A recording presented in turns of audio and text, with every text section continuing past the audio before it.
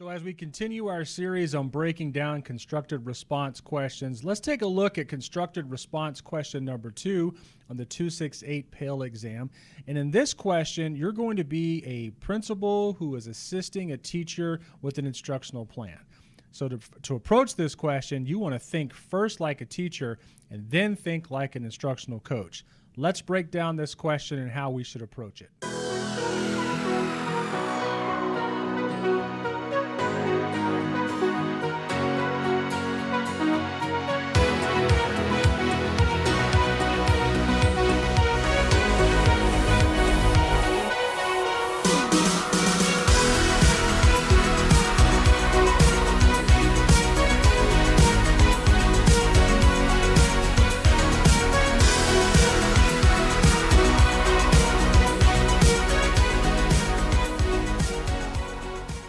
So what is CRQ number 2? Let's take a look at what they're asking us to do here. CRQ number 2 is going to test us on domain number 2, which is the entry-level principal facilitates the development of and implementation of a rigorous curriculum that aligns with state standards and promotes college and career readiness.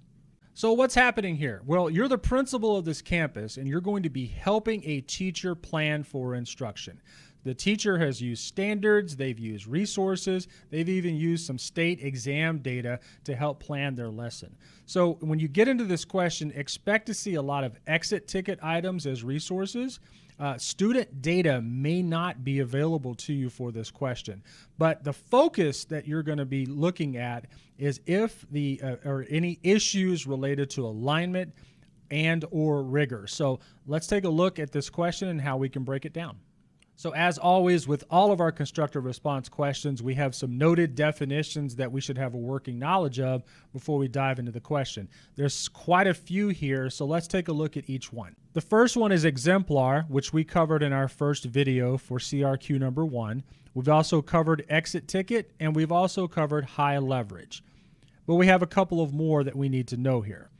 The first one is item analysis, which is a data review process focused on studying individual questions on an assessment. So an item analysis, basically we're looking at an assessment and we're seeing if the questions that we ask were appropriate enough for the kind of instructional content that was given. So if a teacher teaches something, they should assess what they taught. So this might be a situation here where the assessment doesn't match up with the instruction. There might be a question or two that's off here. You might have a chance to look at that as a part of this question. Our next definition is instructional coaching, which is a process for developing a teacher's knowledge, skills, and practice to improve instruction and student learning.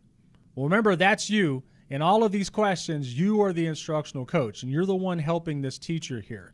And that comes with trust building, job-embedded professional development, and of course, always continuous improvement and support. The last definition is probing question, a question that is intended to help others think more deeply about an issue.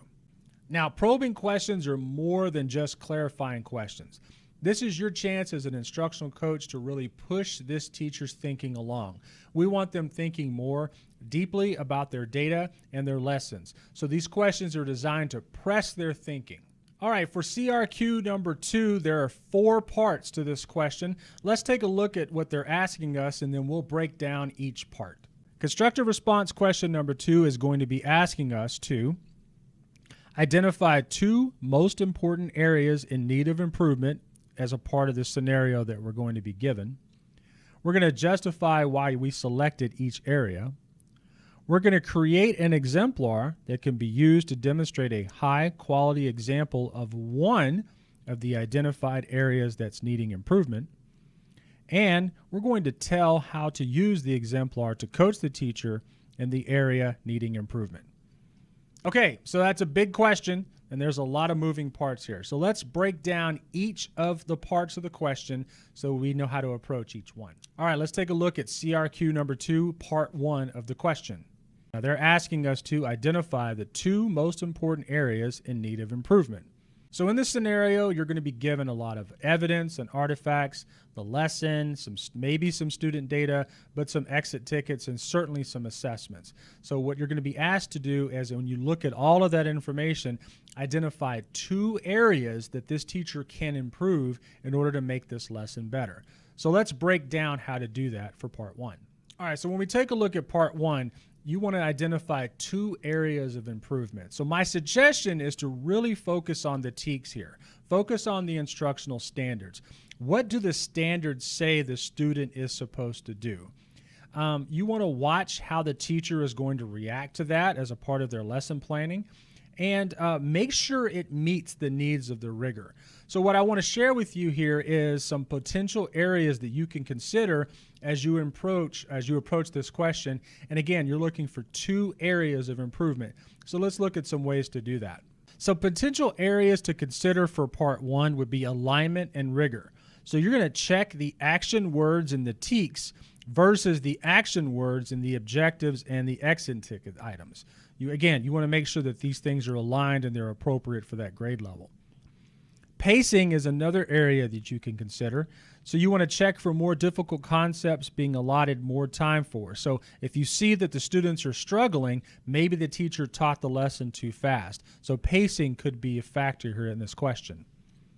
And the last part are instructional strategies. So check that the instructional strategies that were chosen to teach this lesson are appropriate for modeling, practice, the assessment, and for reteaching. All right, so let's take a look at part 2 of constructive response question 2 and see what they're asking us to do here. Very simply, they're asking us to justify why we selected those 2 areas. So you selected 2 areas. All you need to do is tell them why you picked it. Justify your selection. You picked 2 areas of improvement, so you want to justify why you selected both of those areas, but you've got to justify it with the evidence that was provided. So 2 pieces of evidence for each area. Let's break that down. Okay, so you picked 2 areas. Now you got to justify why you picked those areas, and you've got to justify it with the evidence that's given. So what you want to do here is really show the test graders that you understand the evidence and the artifacts that was given to you. So remember, you picked 2 areas of improvement. You got to justify it with the evidence, 2 pieces of evidence. So you want to be specific in your narrative that you've read and understand those documents and refer directly back to the item numbers that were given. When you're provided the evidence in the test, it's going to have item numbers. It might say exit ticket number 6. Whatever that says in your test, you want to be specific about where you found that information. So always go back to the evidence and say, I found in exit ticket number 6 that it said this. Write that in your narrative. Be specific, be plain, be blunt, but show in your evidence why you picked those areas of improvement. All right, so let's take a look at part 3 of constructive response question number 2. In part 3, we're being asked to create an exemplar that could be used to demonstrate a high-quality example of one of the identified areas needing improvement. All right, so that's it. Now remember, exemplar just means an example, a high-quality example. And you only have to create one. While you had to select 2 areas of improvement, you only need to create 1 exemplar to help this teacher. So let's break down how to do that. All right, for part 3, remember I said in the intro, you need to think like a teacher first and then be that principal instructional coach. This is where you want to do that. So maybe you've got a really good background as a teacher, maybe you've done some instructional coaching, or maybe you really understand content. If you're a curriculum expert or a content expert, or that is your expertise, then I want you to go for it. Go to that exit ticket section, really look at that assessment, and just dive into your narrative about what's working and what's not. You really use your expertise here and your experience to help write and support an exemplar that you think will help fix this lesson.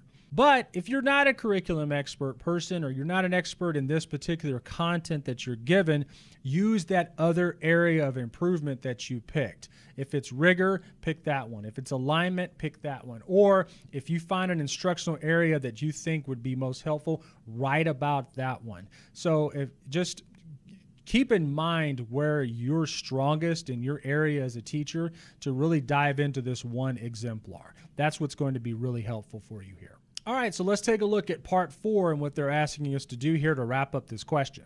Tell how to use the exemplar to coach the teacher in the area needing improvement.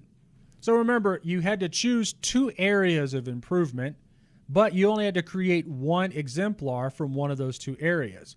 So all you need to do is coach and teach this teacher how to use that exemplar. So let's break that down. All right, so when you're answering part 4 and you're writing your narrative, you just want to go off. Just have fun with this. You're coaching the teacher. Tell them how to use the exemplar. State the obvious. Tell them it will help them because of whatever. Tell them how it will help them. Tell them what will help you now. This is going to help you later. But most importantly, mention the impact on student achievement and try to tie things back to the 2 reasons why you even found that was missing in the lesson. Those 2 improvement areas, tie everything back to that. But most importantly, use your evidence. Remember, you were asked to justify. You picked 2 areas, you had to justify, and you had to justify with evidence. Bring everything back together. This is going to help the teacher and tell us why. All right, so constructive response question 2 has a lot of moving parts, but you're trying to help this teacher improve. So some things to remember here is you're the ideal principal. Your teachers love you, they want to work with you, they want to collaborate with you. So in the testing world, this is always a perfect scenario. So don't try to bring in your prior experience here on how you may or may not have worked with others in the past.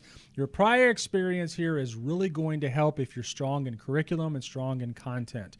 But if you're not, then I want you to focus on instruction here and when you get ready to create your exemplar. But other than that, just treat this question as thinking like a teacher, but then you're coaching like a principal. That's the best way to approach this question. So I think you're going to do great. Good luck, and we'll see you in CRQ 3.